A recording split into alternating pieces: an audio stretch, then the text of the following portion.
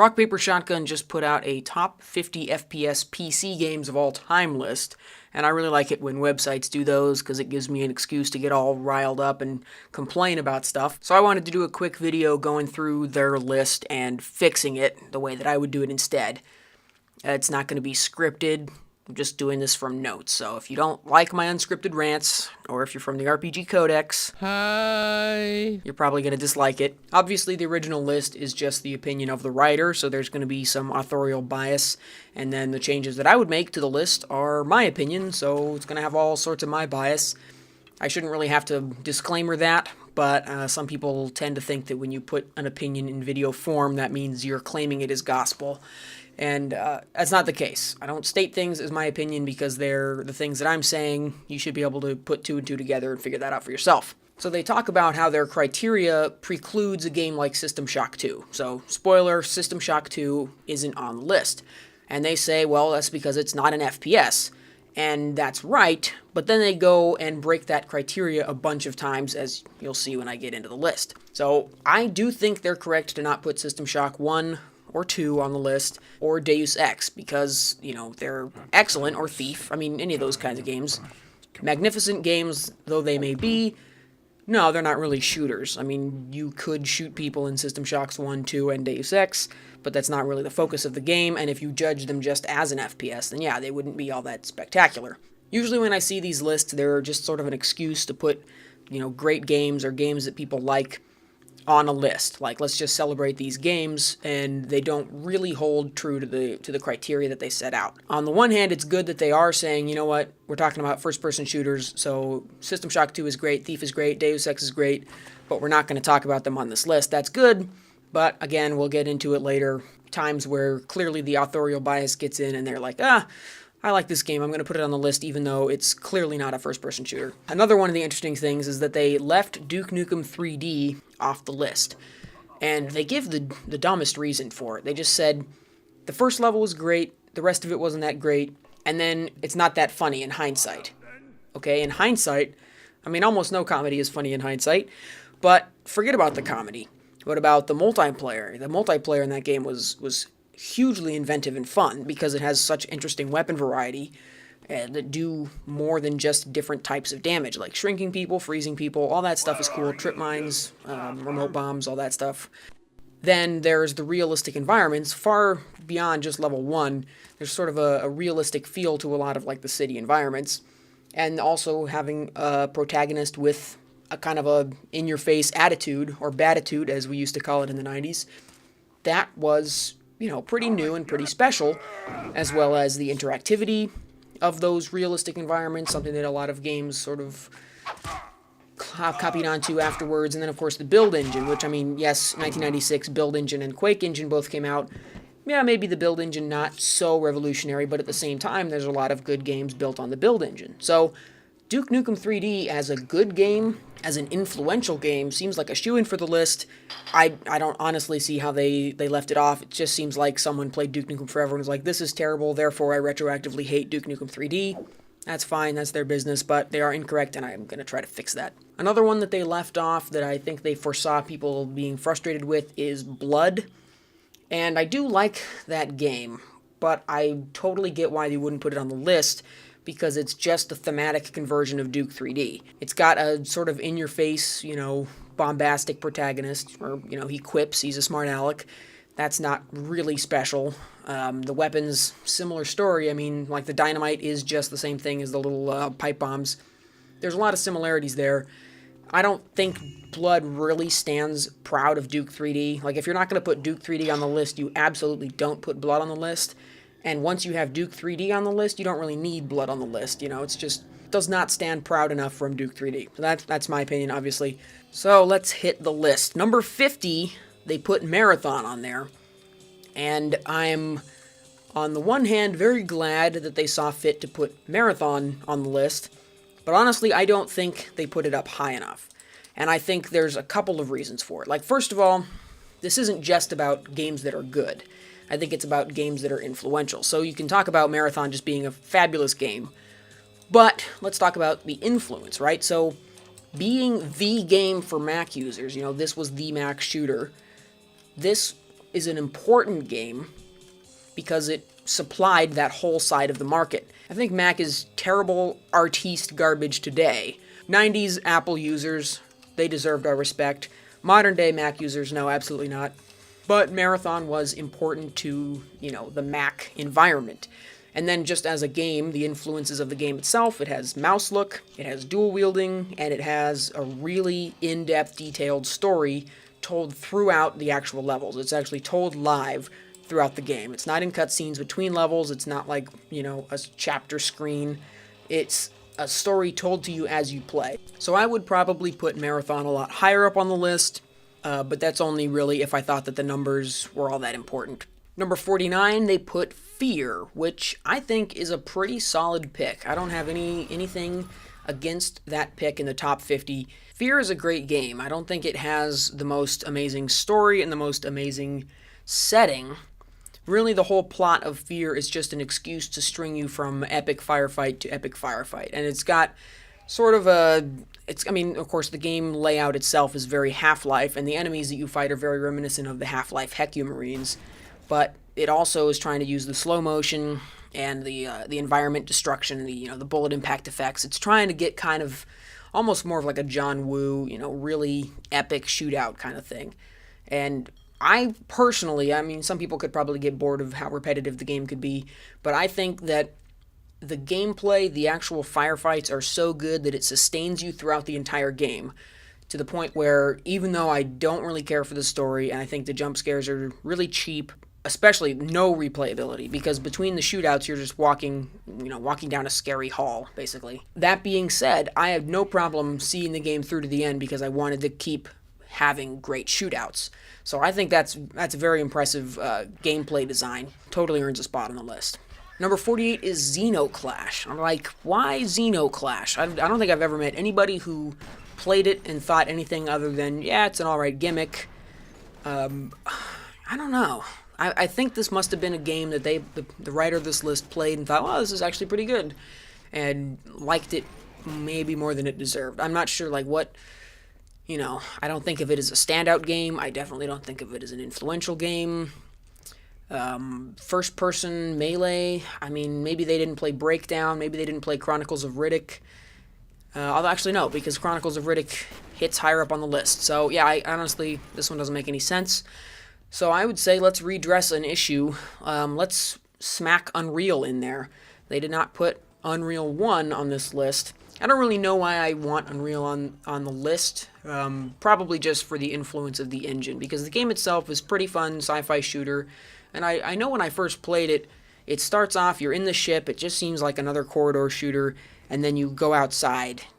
You take the vent, you crawl outside, and you're like, holy shit, I'm out in the world. I think that was a pretty cool moment. So let's just pencil Unreal in there at number 48 because it's at least better than Xenoclash. Number 47, Wolfenstein Enemy Territory, which is a pretty good pick. That's tough because Wolfenstein 3D is not on the list, and that one seems like a really obvious, super superficial depth. Like if you don't know anything about video games and somebody said, what's the most influential shooter of all time, you'd be like, I don't know, Wolfenstein 3D. But I could almost make a better case for it than Enemy Territory, although Enemy Territory was really fun. They specifically call out Return to Castle Wolfenstein at the very end. They say that it doesn't get on the list, but it's close. I don't think there's anything really wrong with Wolfenstein Enemy Territory, that's fine. Number 46 is Serious Sam HD, The First Encounter. Fuck that game. But, no, seriously, I think I get it, but I don't understand why they would pick the HD remake over the actual original game.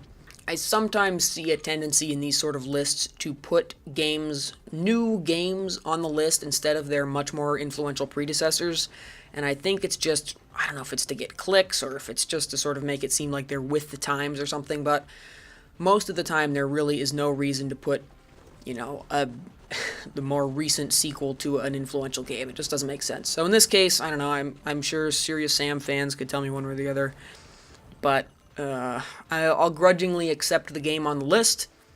But I would still say just put the original Serious Sam on there, not the First Encounter, or HD, not the HD remake. So number 45 is Call of Juarez Gunslinger, which is, yeah, it's just exactly what I just talked about. Why Gunslinger? Call of Juarez, maybe. Bound in Blood, more likely.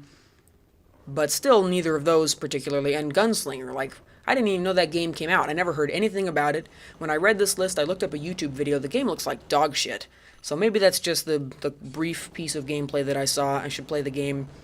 But if you really love Call of Juarez, put like an earlier Call of Juarez game on there. One that kicked off the series and really got it going. Not the 2013, 2014, whenever it came out.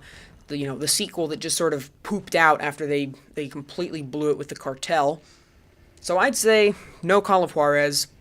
I don't think any of them are deserving of this list, but maybe I could make the case for Soldier of Fortune 2 Double Helix. I know neither Soldier of Fortune game is super amazing, and their big party piece is just the whole dismemberment mechanic. And, as far as that goes, I say Soldier of Fortune 2 is the better game. Soldier of Fortune 1, a little too linear, too arcadey. SOF 2 improves that fancy gore mechanic, has a really epic gatefold spread on the box, which explains, here's all the little parts you can blow off a guy. So I would say Soldier Fortune 2, I don't know, just for the hell of it. Number 44 is Tron 2.0, which seems like a really outside pick, but I guess I can see it. I don't have anything bad to say about Tron 2.0. It just seems kind of surprising. Number 43, Metro 2033 Redux. I really don't like Metro 2033. I can almost see the argument, except that Stalker is a much better fit for this list. Stalker is also already on the list, much higher up. So Metro 2033, I guess. I never played the Redux. Maybe the Redux fixed a lot of the bullshit that I didn't like about the actual game. I guess. Whatever. I'm not going to argue this one. Number 42, Bulletstorm. Why? Why would you put... What the fuck? Are you kidding me? So let's bang Ghost Recon in there, because that's a better pick. Not that influential, really, I don't think, in the long term. Not even the most incredible game ever, but Ghost Recon's a lot of fun. There were a lot of Ghost Recon games. People played a lot of it online, and it's better than Bulletstorm. Number 41, they put Descent, which is perilously close to breaking their FPS rule. I mean, it's not really a simulator. I guess you could say it's more like a flight kind of game. I don't know. I think you could argue that it's a first-person shooter. And once you've decided that it's a first-person shooter, then hell yeah, it goes on the list. It's just trying to argue that Descent is an FPS is really tough. 40, Team Fortress 2. Team Fortress 2 has turned into sort of a monster, but there's no real reason it shouldn't be on the list. Number 39, No One Lives Forever 1. I never liked Nulf 1. I think Nulf 2 was a bit better, but I don't think the games were totally carried by that kind of charming atmosphere. Maybe for some people that was enough to keep them going, but I needed a little more, and I always thought the gameplay of Lithtech, most generic Lithtech games, is just super basic, and I did not have a lot of fun with Nulf 1. So if this was my list, maybe I would say Nulf 2, but I'm still not sure where was the influence really. I don't think it's a super amazing game. So I guess if you think it's a super amazing game, sure, you could put it on there. I would argue for something that is not only great, but also influential, and I honestly don't see either of those for Nulf 1. Number 38, Titanfall 2, which is interesting. I think people have liked Titanfall 2 better than they liked Titanfall 1. I haven't played it yet, so I don't know for sure. This seems like one of those picks that's just like a new pick for the sake of having a new pick on the list. I don't think Titanfall 2 has really stood the test of time, but I haven't played it, so like maybe I'd play it, maybe it'd blow my mind. I'd be like, oh my god, this game is an instant classic. I don't think so, but I wouldn't change it. 37, Aliens vs. Predator. There we go, that is a good pick. I like that. The series kind of never was ever so good again, but that's certainly not the fault of Alien vs. Predator 1. Number 36 is Halo, and I honestly think Halo is only on there as a technicality because it's absolutely influential and it's a phenomenal series, but not as a PC game. Like, the PC port's not, it's not like that shitty PC port or something, but the series would have been just as influential if the PC port never materialized. So, the fact that Halo was on PC is the technicality that gets it on this list, but Halo's not important as a PC game. I mean, if you take the PC requirement off of this, then Halo not only gets on the list, but gets a lot fucking higher on the list.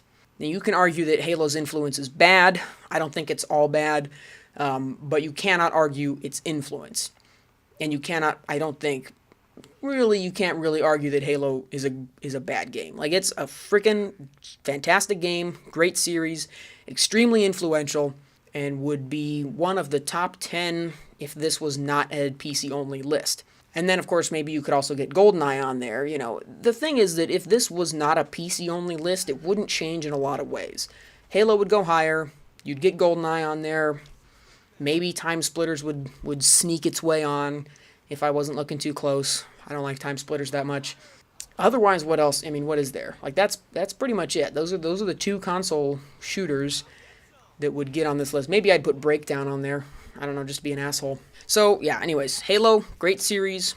Definitely a touchstone of the genre, but as a PC game, doesn't matter. Doesn't matter that it's a PC game. Number 35, Rainbow Six Siege. Fuck off. Why put so many new games on this list anyway? I think that it's a mistake to put these new games on the list instead of giving the nod to the actually influential games. So I would replace Rainbow Six Siege with Rainbow Six Rogue Spear, which is, I think, the first really solid game in the Rainbow Six series. And, I mean, depending on how pessimistic you are, it was the last good one. I don't think that's necessarily true. Rainbow Six 3 was very good. Vegas was at least playable. But Rogue Spear, the high point of the Rainbow Six franchise, far more worthy of this list than Rainbow Six Siege is. Number 34, it's another one. It's Arma 3. It's like, what the fuck? Are you the worst Arma game? What the hell?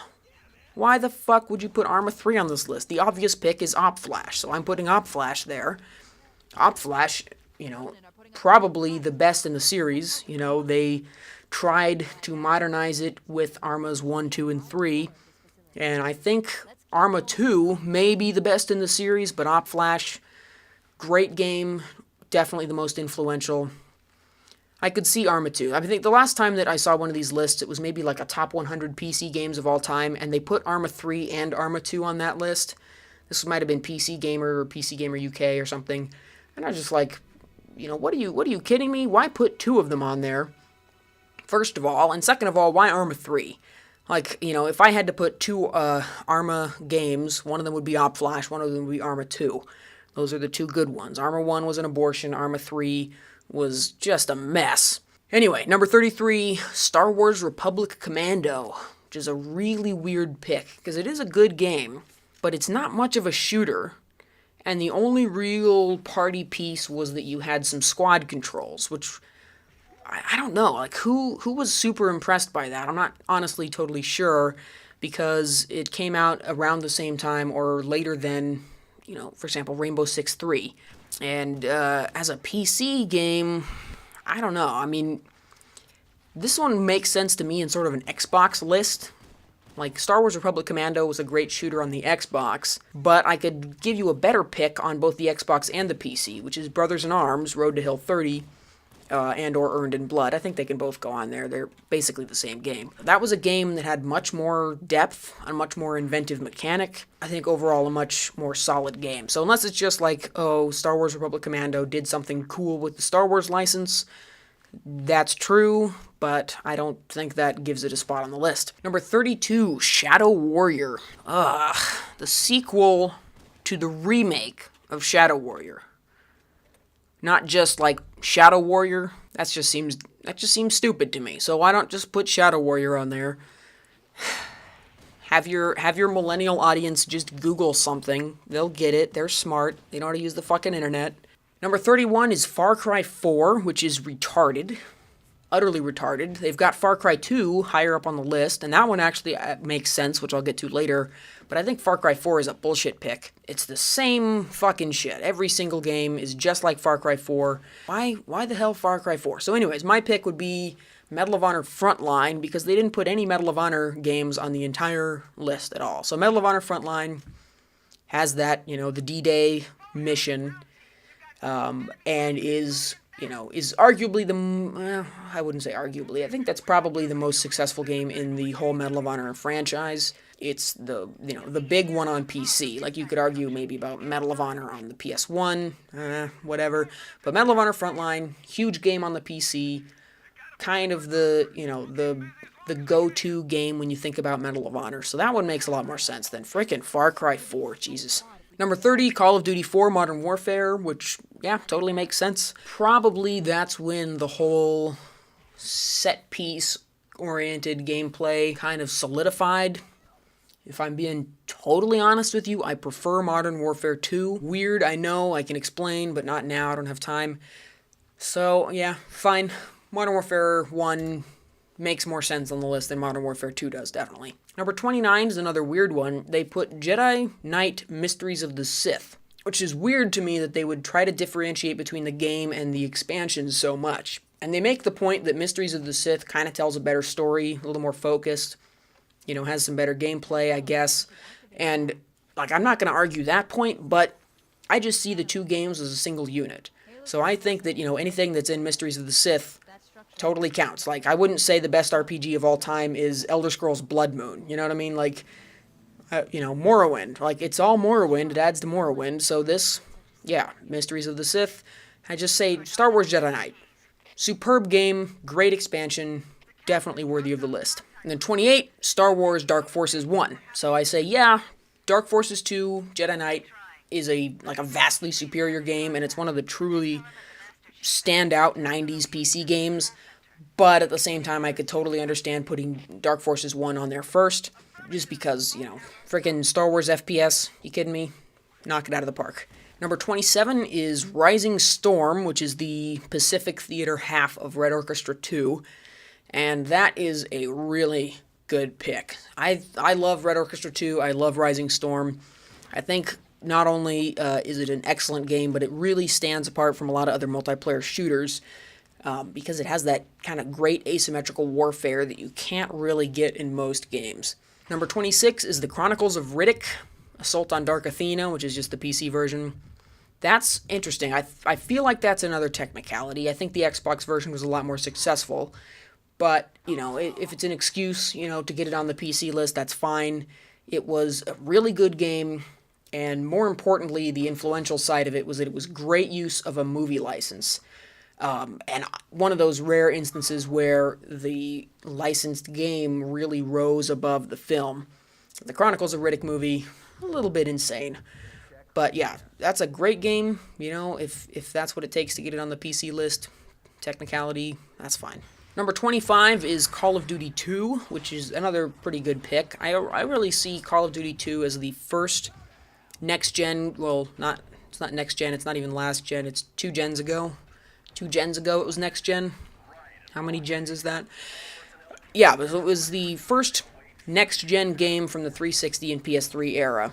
Not like that means it's the best game ever or anything, but it was really, I think it was the first game where a lot of gamer people and gaming publications especially were like, oh, the next gen is finally here. Just in terms of a big game with pretty graphics, and really took the Call of Duty franchise into the new world order established by Halo, with the weapon, the 2 weapons switching, the regenerating health, but also sort of started us down that path of scripted epic background cutscene stuff. And it is a solid game, so yeah, totally makes sense.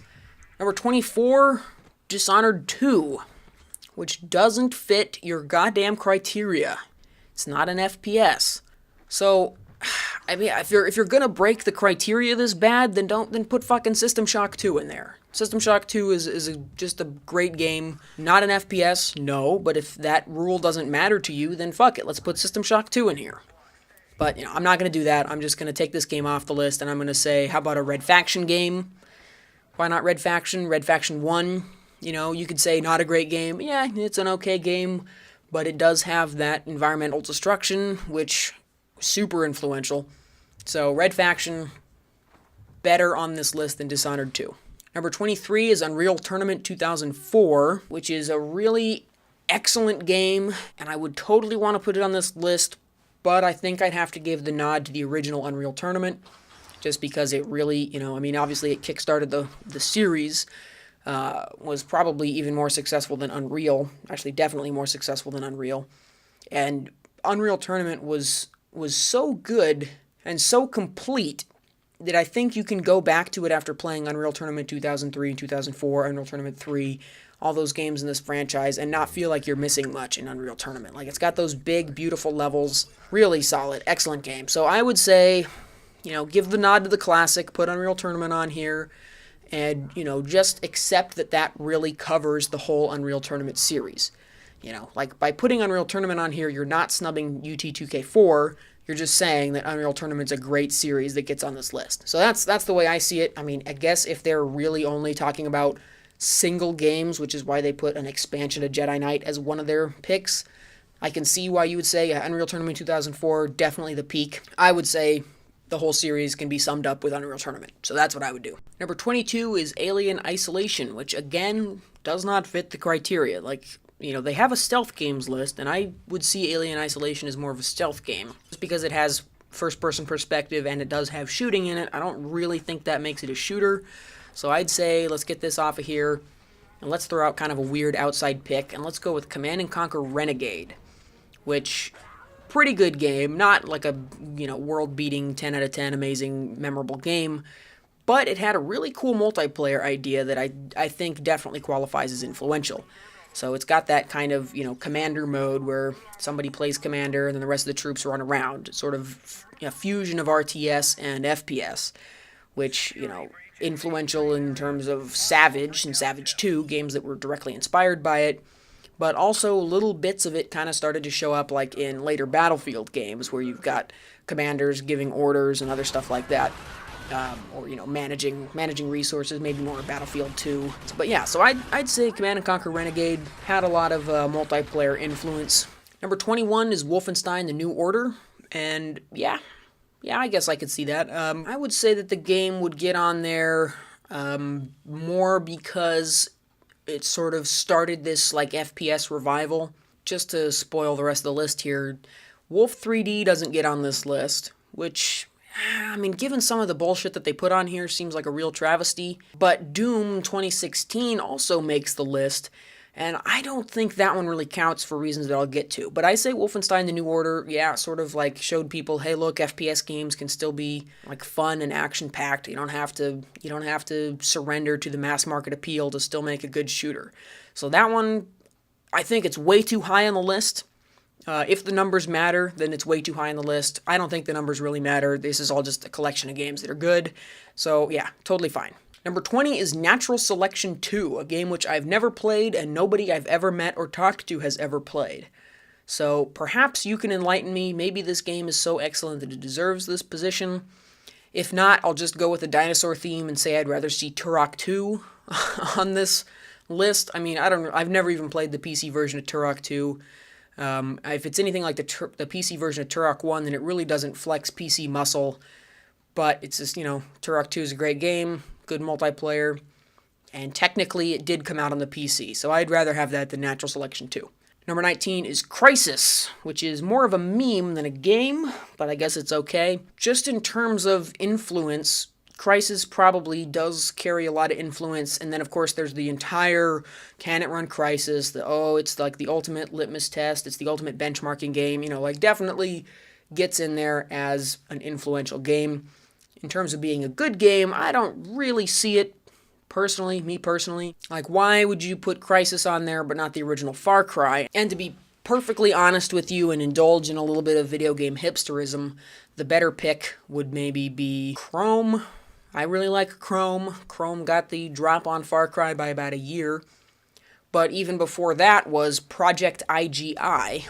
Project IGI, I'm Going In, which really probably was one of the very first, semi-open world shooters, where you're dropped in a big map, the enemy has a fixed position, and you sort of scout it and then assault it, which is what happens in Chrome, which is what happens in Far Cry, and which is what happens in almost all of these like open world map control FPS games that come out now. So I can totally see Crysis, but I would have been just as okay with them putting Project IGI because of the obvious lineage, the DNA from IGI that you can see in Chrome, in Far Cry, in Crysis, and in every other game that comes out now. Number 18 is Super Hot. Indie bullshit with a bullshit indie gimmick, and they're asking way too much for that piece of shit game. They're asking $25 for like a 5-minute gimmick. I can't even imagine it lasting for more than 5 minutes. And honestly, it's a really tiny little change. Like, oh, what if we do this tiny little tweak for a basic FPS and just see how that plays out? Like, it's a total experimental 5-minute, $5 indie game. Totally undeserving of this list. A much better pick would be Receiver, which is the gun handling experiment game, because of how it tries to sort of extrapolate a mechanic into something huge. Like, okay, the simple shooting a gun, now you have to do all of that work yourself. You have to load the magazine, you have to insert the magazine, you have to retract the slide, you have to release the slide, you have to do all this shit yourself. And not only is it a cool experiment in realism, but it also kind of proves that you could control every little lever and every little button on your gun in real time. And it's possible. Like, I liked it so much that I played it to the point where I got really good at reloading quickly, despite the fact that the game uses half a freaking keyboard just to shoot and reload a gun. So Receiver, absolutely, for being a glorious experiment, and I don't know what they charge, like $3 for the game or something like that. It's not an expensive game. It's surprisingly fun, lasts for probably longer than fucking Super Hot does. And also, if you order any of their other games, they just throw in a copy of Receiver. Like, they're like, try this out. It's a fun thing we did. And totally deserves this list. Super Hot, number 18. You gotta be fucking kidding me with that. Number 17, Quake 3 Arena. I have no comment. I never played Quake 3 Arena. I was an Unreal Tournament guy, but definitely makes the list. I understand it. That's fine.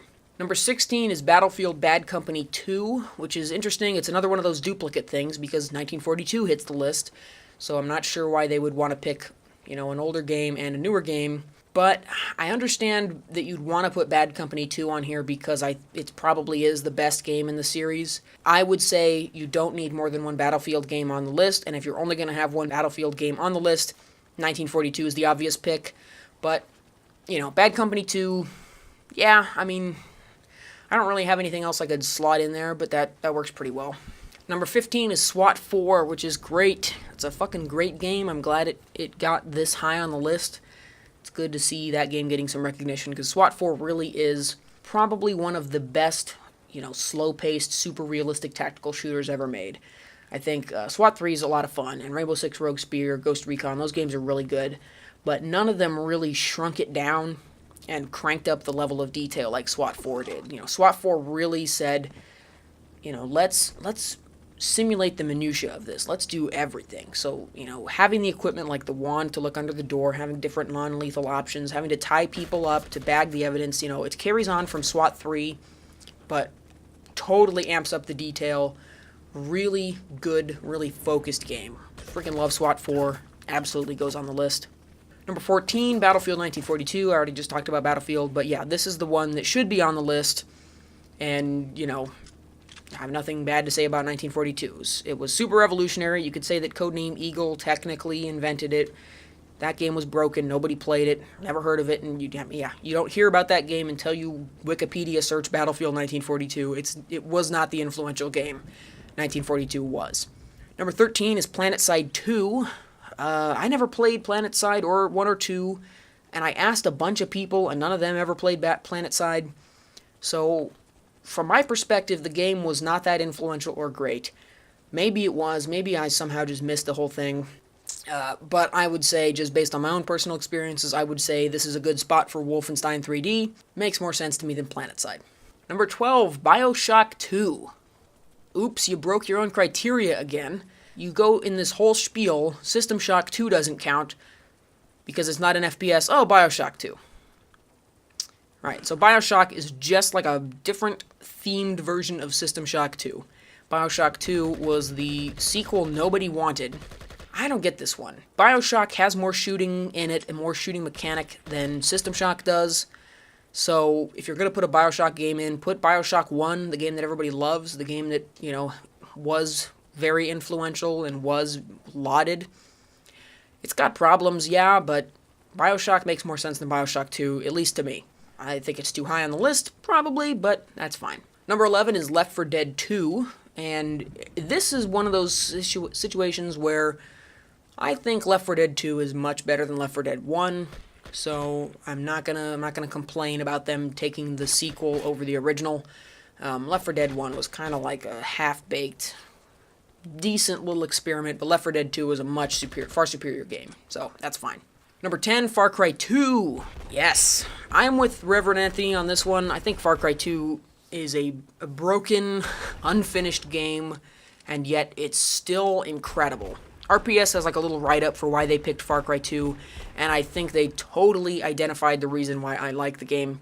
And it's interesting that they compare it favorably to Far Cry 4 in a lot of ways, but they still put Far Cry 4 on the list. I mean, it seems like these reasons, to me, are why Far Cry 4 could never achieve the same heights as Far Cry 2. So, basically, the whole thing is that Far Cry 2 does not give you a ridiculous amount of powers. And I know people will not play a game now unless you have a whole unlock tree of perks and shit. But Far Cry 2 didn't have any of that. It was just a shooter in kind of an open world, and it gave you this toolkit to use. Not a literal toolkit, but it gave you a bunch of abilities. You had this little sort of toolkit you could go to. So you sneak up on an enemy base, you scout it out, you plan your attack, and then you go in, and you are not you don't have any overpowered abilities like Far Cry 3, which allows you to mark and track enemies, you can see shit through walls, you can stealth effortlessly because you can see exactly your awareness, the awareness of each enemy. You have one-hit takedowns, you have ridiculous takedown chaining, like all that bullshit. Far Cry 2 doesn't have any of that. Like, it is so much better to play that game because you have to pay attention. You really have to play it for real. And that's something that doesn't happen a lot anymore. Almost every single game now is loaded with a ton of perks that make you like a ridiculous combat demon, which is fun enough for, I guess, for a few minutes, but really does not strike me as being all that impressive. And especially in those games, even like the new Deus Ex games, even without any of those unlockable perks, you're already way too overpowered. So, yeah, Far Cry 2, it's great. Maybe I should talk about it in detail sometime. But absolutely, I would put this on the list. Number 9 is Counter-Strike Go. Wrong again. Counter-Strike 1.0, motherfuckers. CSGO is like a carbon copy of the existing games, but with more DLC chicanery and microtransactions.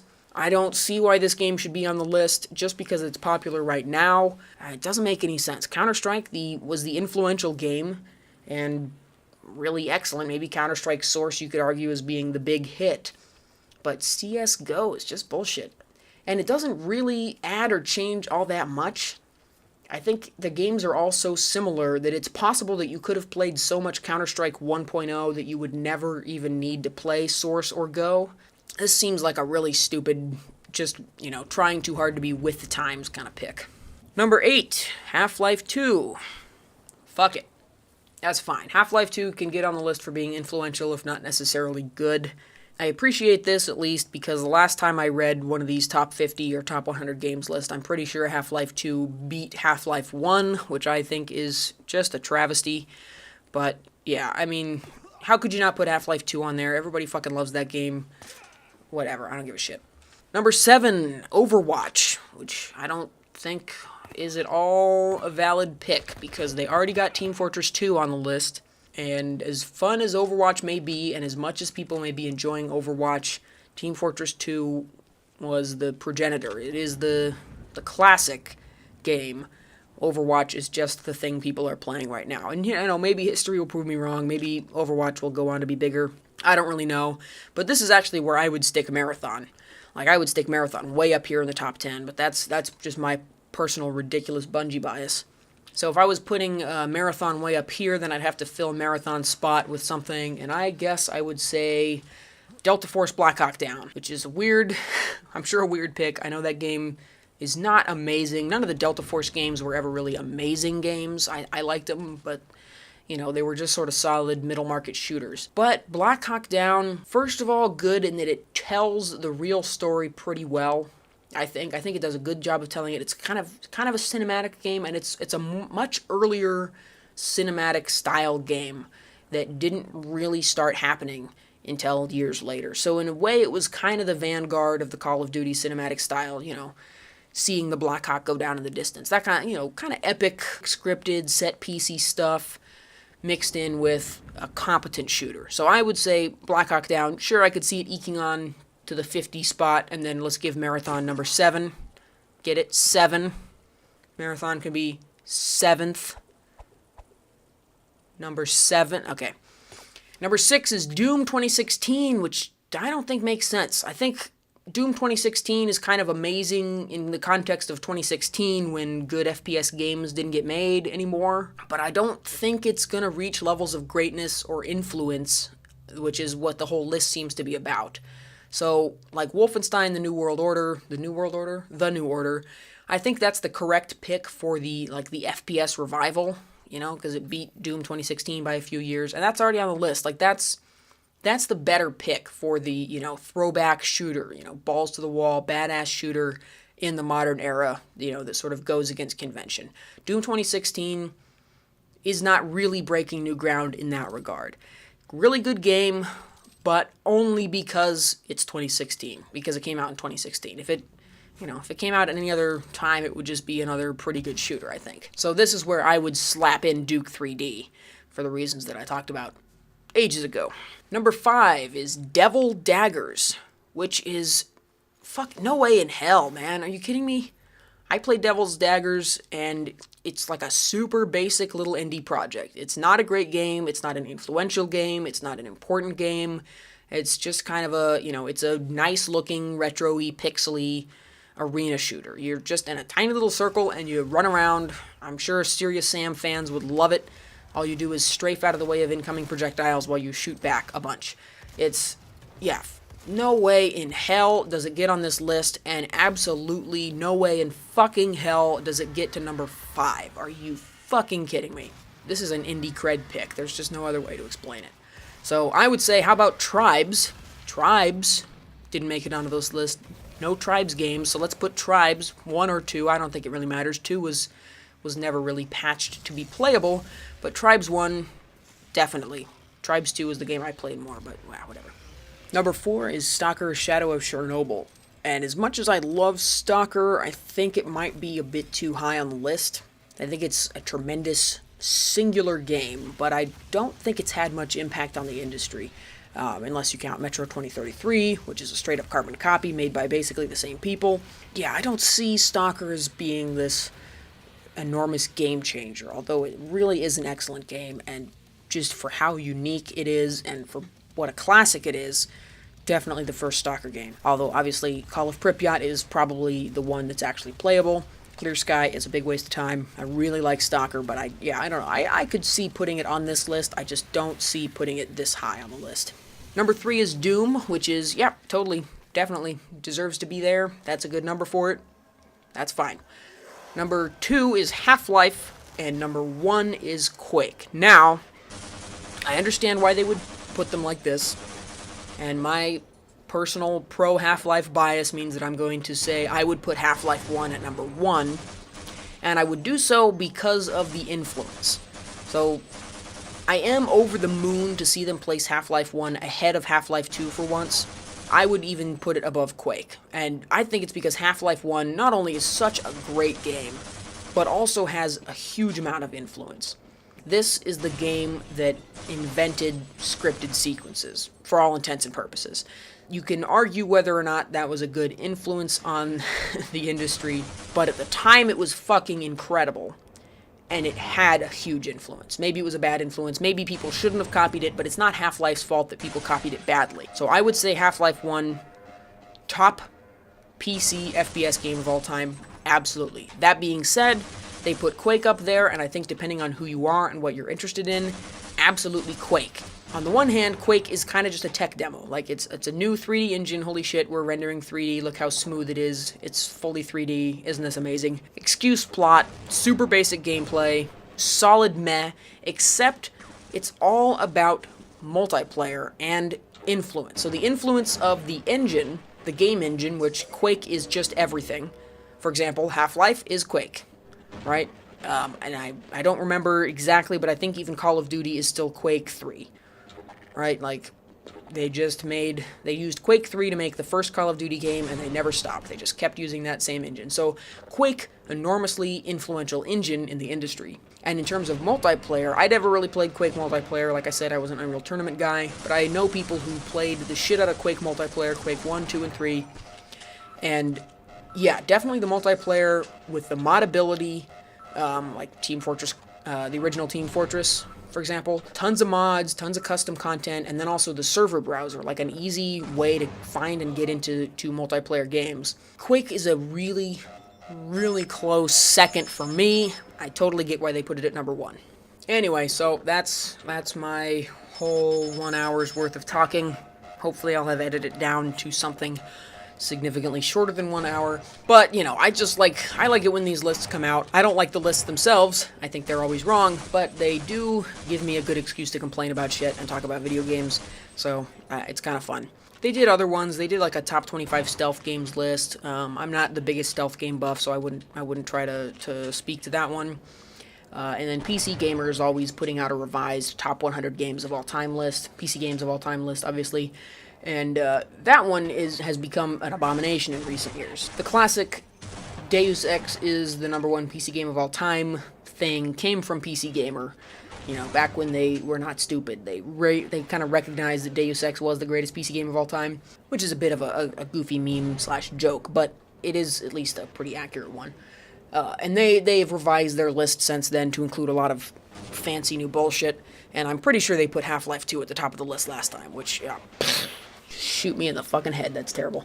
Anyway, that was more than enough talking. I'm gonna get back to doing other things. Catch you all on the flip side, as they say, out on the highway. See ya.